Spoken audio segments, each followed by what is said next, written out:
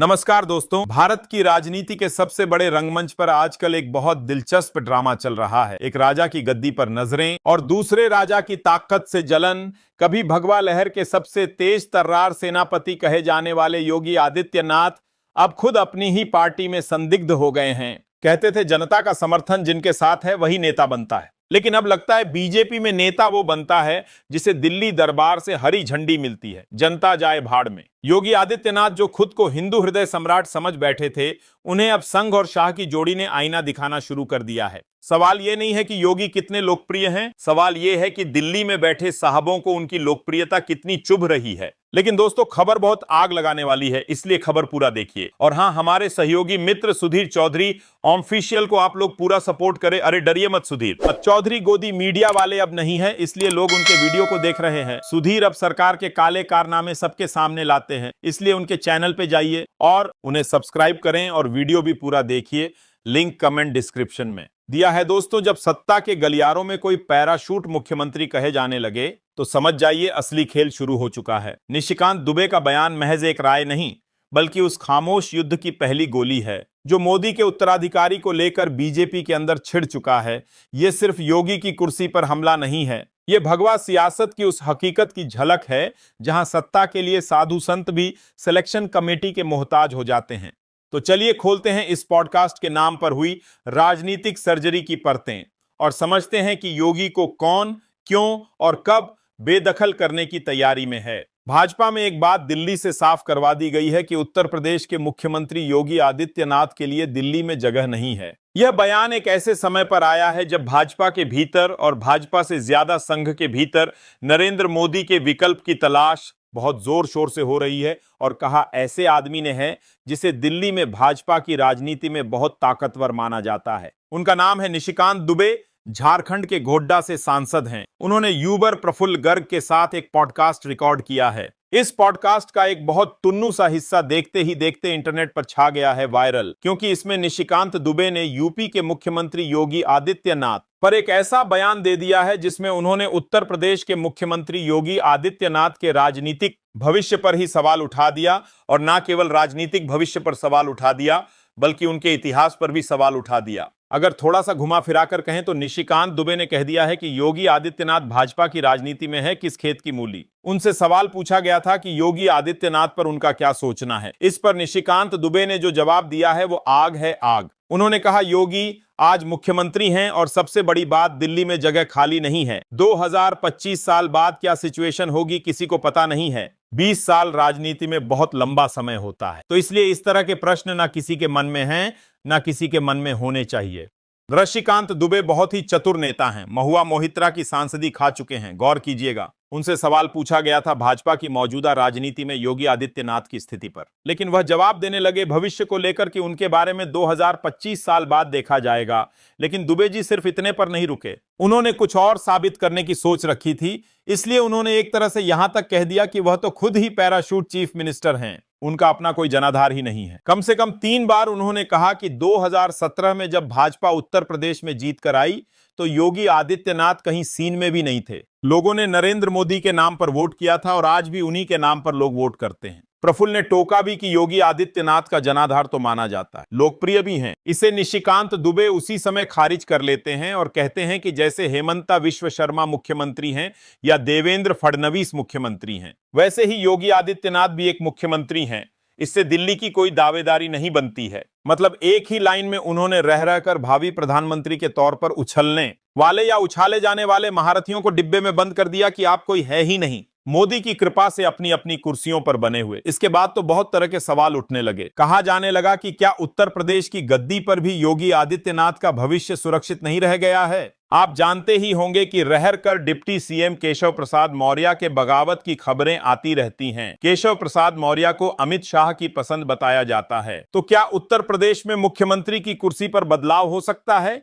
और अगर ऐसा हो सकता है तो उनकी जगह कौन लेगा? लेकिन इसके पहले यह सवाल उठा कि निशिकांत दुबे ने जो कहा है यह उनकी आवाज है या किसी और की आवाज, या उनसे यह कहलवाया गया, और कहलवाया गया है तो किसने कहलवाया है। क्या यह पूरा पॉडकास्ट इसी योजना का हिस्सा था कि योगी को उनकी जगह बताई जाए? इसका अंदाजा तो आपको खुद ही लगाना पड़ेगा। लेकिन इतना दिल्ली भाजपा का हर आदमी जानता है कि निशिकांत दुबे गृह मंत्री अमित शाह के बहुत खास हैं, क्योंकि एंकर ने पूछा कि योगी आदित्यनाथ जनता को तो पसंद आ रहे हैं। इस पर टोकते हुए निशिकांत दुबे तुरंत कहते हैं कि पसंद तो कई लोग आ रहे हैं, पसंद तो हेमंता विश्व शर्मा भी आ रहे हैं, देवेंद्र फडणवीस भी पसंद आ रहे हैं। अब इसके बाद जो निशिकांत दुबे ने जो बात कही वो सबसे मार्के की बात है, और उसी में असली राजनीति छिपी हुई है भाजपा की। उन्होंने बिना अमित शाह का नाम लिए कहा पसंद की बात करें तो गृह मंत्री कितने पसंदीदा हैं, आप इसकी कल्पना भी नहीं कर सकते। तो क्या अमित शाह ने नरेंद्र मोदी के उत्तराधिकार की फील्डिंग सजानी शुरू कर दी? सब जानते हैं कि हेमंता विश्व शर्मा और देवेंद्र फडणवीस योगी आदित्यनाथ की पीढ़ी के ही नेता हैं, लेकिन बावजूद इसके योगी आदित्यनाथ को इन दोनों से बड़ा नेता माना जाता है। फायर ब्रांड हिंदू नेता के तौर पर भी, सन्यासी के तौर पर भी और बड़े राज्य के नेता के तौर पर भी, राजपूत तो है ही। इन तीनों ही नेताओं को बीजेपी के भविष्य के तौर पर देखा जाता रहा है, और कहा तो यह भी जा रहा है कि इन्हें इसके लिए तैयार किया जा रहा है भविष्य के लिए। इनमें से योगी आदित्यनाथ को आगे का नेता माने जाने पर निशिकांत दुबे के कान खड़े हो जाते हैं और टोकते हुए कहते हैं ऐसा नहीं है कि योगी आदित्यनाथ इन नेताओं से ज्यादा लोकप्रिय हैं।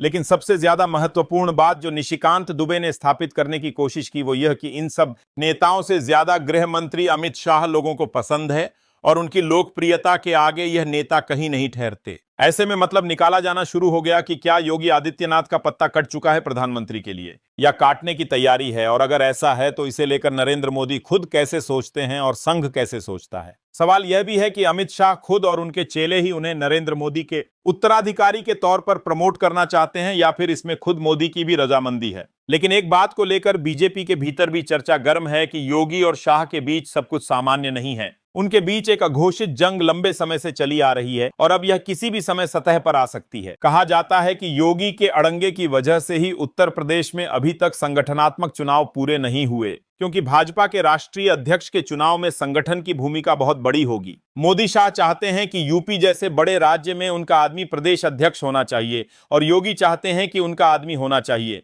नतीजा 2024 में शुरू हुई संगठन चुनाव की प्रक्रिया आज तक पूरी नहीं हुई। प्रदेश अध्यक्ष को लेकर योगी और मोदी शाह में ठनी हुई है, और जब तक यूपी भाजपा का संगठनात्मक चुनाव नहीं हो जाता, राष्ट्रीय अध्यक्ष का चुनाव नहीं होगा। इसी बीच निशिकांत दुबे का यह बयान कि योगी आदित्यनाथ अमित शाह के सामने लोकप्रियता के मामले टिकते कहां हैं, बहुत सारे अटकलों को जन्म दे रहा है। भाजपा की राजनीति में आने वाले दिनों में उथल पुथल का नया दौर शुरू हो सकता है। इस दौर में मोदी और योगी की भूमिकाओं के बीच जबरदस्त संघर्ष देखने को मिल सकता है। तो क्या अब बीजेपी में सिर्फ मोदी की मर्जी ही आखिरी फैसला है, चाहे योगी जितना भी जनाधार लेकर आए?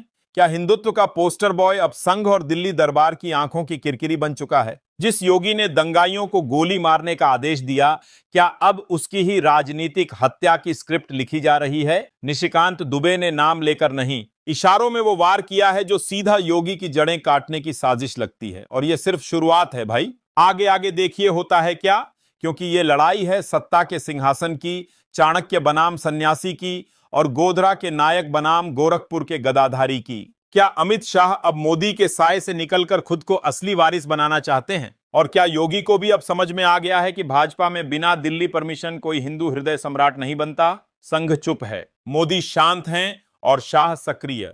यही तो डराने वाली बात है, क्योंकि जब राजनीति में चुप्पी होती है तभी सबसे बड़ा विस्फोट होता है। और जो नेता आज मंच पर है, आज मंच पर, वो कल किनारे भी कर दिया जा सकता है। ये मोदी युग का रिवाज है। तो अब देखना है कि 2029 से पहले ही सीएम योगी का बोर्ड हटाकर नया नाम प्लेट लगाने की तैयारी हो चुकी है या नहीं। और जो लोग सोच रहे हैं कि योगी का विकल्प नहीं बन सकता, वो शायद भाजपा की पॉलिटिक्स को अब भी कमजोर समझ रहे हैं।